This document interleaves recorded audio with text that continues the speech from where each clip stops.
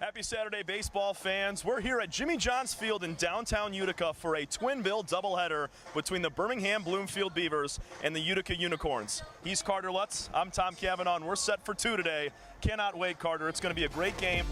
Greg Lokinen takes the bump for the Beavers in a 0-0 game, bottom of the first. Here's the defense for Birmingham Bloomfield, presented by Three Dimensional Services Group. Ranko Stefanovic's going to be doing the catching for Lokinen. At third is Vasily Kalutis. Ben Wilcoxon and Matt Pietrowski, your everyday middle infielders at short and second. Joe Burke at first, and your outfield left to right, Pablo Ruiz.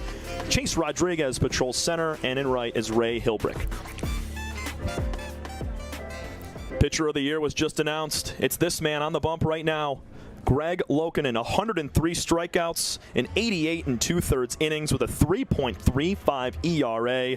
Just an incredible season for the man in his fourth year at Jimmy John's Field. Yeah, it's been remarkable for Lokinen, being the second player in USPBL history to reach 100 strikeouts in a season. And look at the numbers. You know, he deserves an 8-5 record, 3.35 ERA, 88 2/3 innings pitch.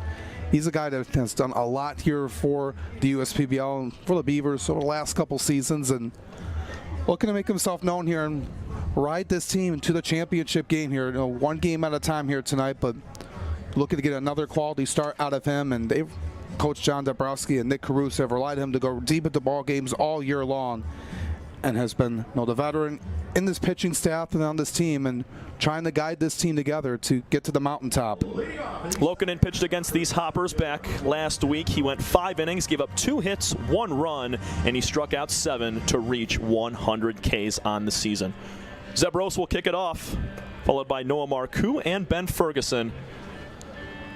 It's always a great matchup when we get to watch Banks and Lokinen go at it. I mean, it was a tight ball game, 4-1 finish last week as Rose lines the first pitch out to left. No problem for Ruiz. It's a loud first out on 1 pitch.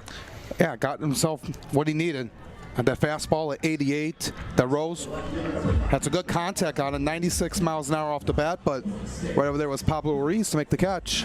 And it's always good to have the top 2 pitchers, you know, in the league square off against each other, and you know, it's been good for the fans, it's been good for us here in the booth here, Tom, and just incredible to see how these 2 guys work. Lokinen with the high leg kick. Here's another first pitch swinging in play. Ground ball to Pietrowski. He takes a mini hop. Throw a little bit low, but Burke picks him up. 2 pitches, 2 outs for the Beavers in the field. Yeah, I like the Hoppers being aggressive.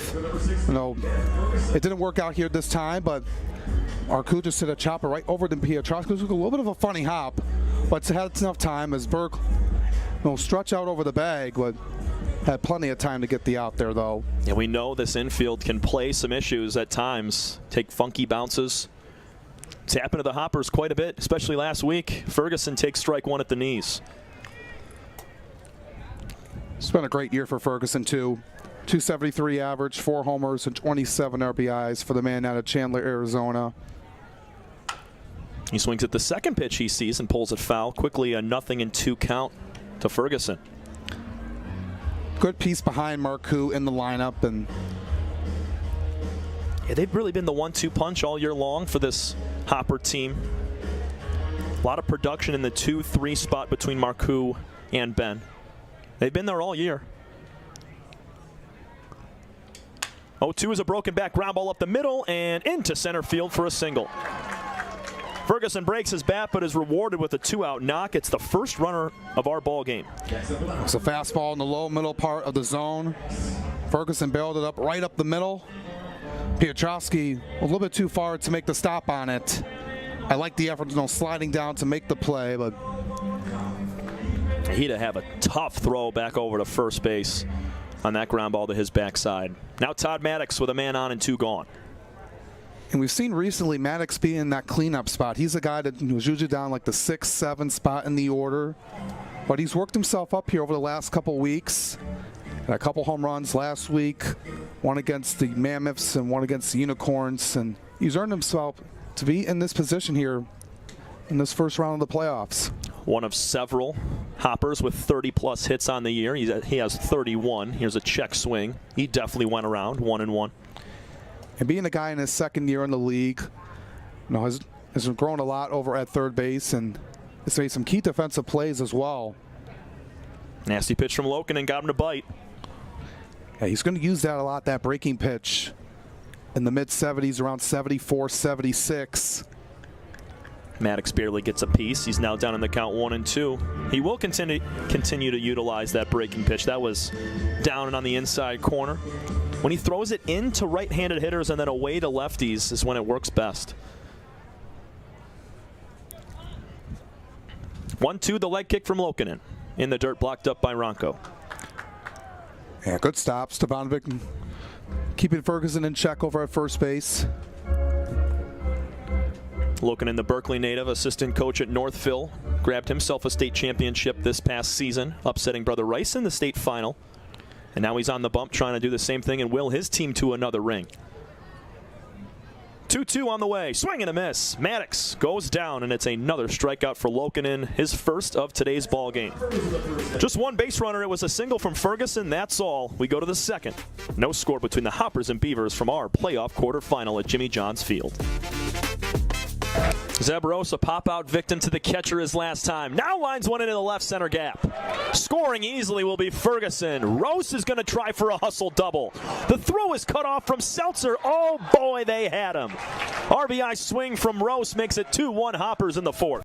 Banks checks the runner once, now goes home after a pause. Here's a high pop-up foul ground first base side. Long run for Matt Gehrig. And he makes the catch nonchalant near the hip over his shoulder for out number 3. Seltzer tied for 4th in the USPBL with 5 homers. And he lines one out to left field. Could this be 6? Yes, it is. Colby Seltzer starts off the 3rd inning with a solo blast, and we're tied. 245 hitter this season with 35 hits and 20 RBIs. Puts one on the ground to shortstop. It's Wilcoxon. He flips over to Pietrowski. Guns to first. And it's a 6-4-3 double play on the very next pitch after the single from Stevenson. Beginning of this season, he's a guy that's been here since the start. So he got to see the growth of this team, and Burke lifts one out to left field.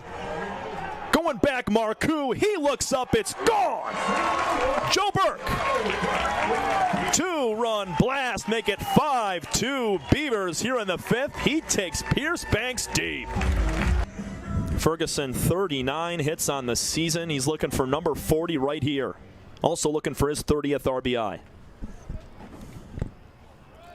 Brett sets at the belt. One pitch to go to the semifinal. Here's a fly ball to center field. Not deep enough. Rodriguez underneath it. Makes the catch. And the Birmingham Bloomfield Beavers are headed to the semifinal tomorrow night against the Westside Woolly Mammoths. Your final score one more time on a Sunday, 10-3. The Hoppers break a 4-game losing streak. They move to 20-20 with a 10-3 victory. Big swings from both Colin Cornwell and Whit Hughes. From Alex Johnson, I'm Tom Cavanaugh. We'll see you next week, everybody. Have a great day.